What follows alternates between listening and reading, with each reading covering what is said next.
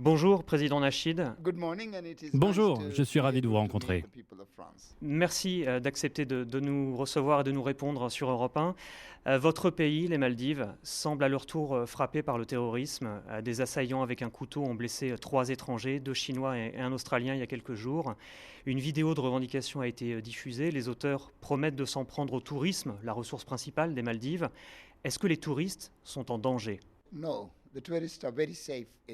les touristes sont en sécurité aux Maldives. Mais bien sûr, ça peut arriver. Depuis ces 50 dernières années, une version très radicale de l'islam se répand aux Maldives. Cela a créé un terreau favorable au djihadisme. Et dans le même temps, on a vu l'essor de l'État islamique en Syrie et au Levant.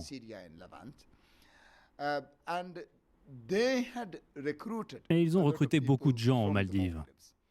Le chef de la police ici a identifié 1400 personnes suspectes. Et il les surveille. Alors oui, il y a eu cet incident. Et les terroristes l'ont revendiqué en expliquant qu'ils ont fait cela en représailles contre nous, le gouvernement, qui avons soi-disant détruit leur famille. Vous savez de quoi ils parlent? C'est parce que nous les empêchons maintenant de marier des fillettes de 9 ans. Nous les empêchons d'avoir, vous savez, des comportements inappropriés d'inceste. Nous les empêchons d'exciser les petites filles. Nous les empêchons de ne pas vacciner leurs enfants. Ce sont les directives de l'État, ce sont les directives que les gens veulent voir appliquées. Les touristes sont en sécurité, autant que moi, autant que l'est ce pays. Nous n'avons pas eu d'incident. C'est le seul qui a eu lieu et c'est vraiment malheureux. Vous le disiez tout à l'heure, il y a 1400 personnes connues, fichées pour être radicalisées aux Maldives. Pourtant ici, tout le monde peut pratiquer son islam sans problème. Comment est-ce que vous l'expliquez ?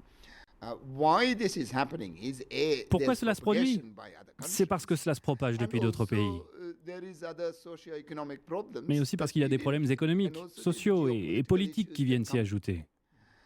Cela se produit partout dans le monde, nous n'en sommes pas exclus. Cela arrive en France, en Angleterre, au Sri Lanka. Il y a les mêmes ingrédients pour que cela se produise aux Maldives.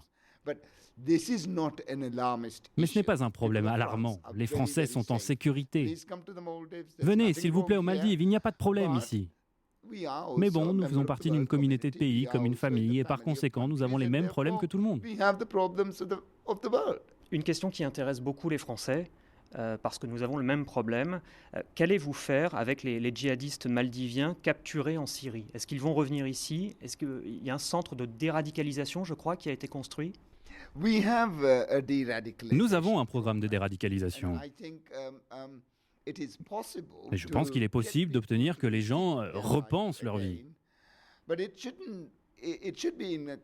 Mais tout cela doit être contrôlé. Ce doit être une prison. Pas une prison normale, mais ça doit être contenu. Et votre question c'est, qu'allons-nous faire avec eux? Est-ce que nous allons les laisser en Syrie? Il y a tout un tas de gens là-bas. Des gens de chez nous, des Français, des Anglais, des Allemands, des Syriens, des Libyens. Ils ne sont pas en dehors de l'univers. C'est notre problème, c'est le problème de tout le monde. On doit s'occuper de notre problème, on ne peut pas les fuir. Pas plus que la France. Vous ne pouvez pas leur retirer leur nationalité, vous ne pouvez pas. Sinon quoi, vous allez les envoyer sur Mars? Ça ne marche pas comme ça, et vous ne pouvez pas les laisser en Syrie non plus. Donc nous devons les récupérer, leur apprendre des choses, mais nous devons les garder à l'isolement. Les Français ne le savent peut-être pas, mais ici, depuis 6 ans, la loi autorise à condamner un criminel mineur à la peine de mort. Même s'il n'y a pas eu d'exécution pour l'instant, l'opinion publique internationale attend votre réponse. Allez-vous changer la loi pour les mineurs? La peine de mort ne sera jamais mise en œuvre aux Maldives. Les gens ne sont pas exécutés ici. Il n'y avait pas la peine de mort auparavant, il n'y en aura pas dans le futur non plus. La peine de mort aux Maldives, c'est 25 ans de prison. C'est ce que nous pratiquons et c'est ce que nous continuerons à faire à l'avenir. Il n'y a pas de chaise électrique ici, il n'y a pas d'injection létale, il n'y a pas de pendaison. Nous n'avons pas de cela. La peine de mort n'a rien à voir avec nous. Notre Constitution dit que nos lois doivent être basées sur les principes de l'islam. Elle ne dit pas qu'on doit appliquer la charia. Donc je pense que beaucoup de pays devraient s'inspirer de nous.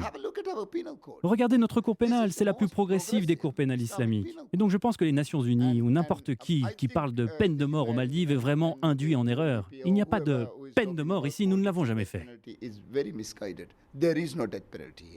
Parlons d'écologie à présent. Aux Maldives, il y a l'énorme problème des déchets plastiques. Les Maldiviens ne peuvent pas boire l'eau du robinet. Toute l'eau potable est en bouteilles plastiques, y compris pour les touristes, plus nombreux chaque année.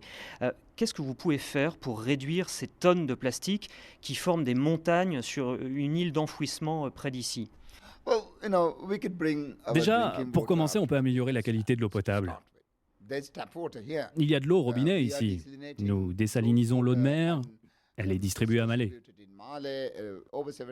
Plus de 70% de la population a l'eau courante. Et cette eau pourrait être améliorée pour être saine à boire. On peut aussi traiter les eaux de pluie. Nous avons plus de 2 mètres d'eau par an et c'est suffisant pour fournir à boire à chacun. On peut la filtrer et nous sommes en train de le faire. Vous savez, je pense que l'usage du plastique dans la vie courante peut changer d'ici 1 an ou 2.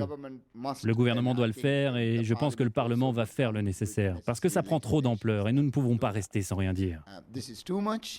Nous devons agir et nous allons le faire. Qu'est-ce qu'on peut souhaiter de positif pour les Maldives en 2020 ? En 2020, nous allons plaider auprès de la COP26 pour sauver la planète. Nous voulons aussi être le pays le plus ambitieux en termes de réduction et d'adaptation. Nous voulons créer une alliance de pays, ceux qui veulent changer la planète, qui veulent changer leurs habitudes, qu'ils quittent les autres. Nous voudrions que 2020 soit l'année où le plus de pays possible quittent la Convention des Nations Unies pour le changement climatique. Sortir de ce cadre et former un autre groupe avec des pays qui veulent vraiment agir. Nous voulons changer le monde en 2020. Nous voulons donner un vrai sens à la COP26 et que ce soit la dernière de ces réunions où tout le monde ne fait que s'asseoir et parler, parler, parler. Donc c'est notre vision, c'est notre but, dire « ça suffit » de manière forte et claire au reste du monde et qu'ils doivent agir. Merci beaucoup, Monsieur Nasheed. Thank you.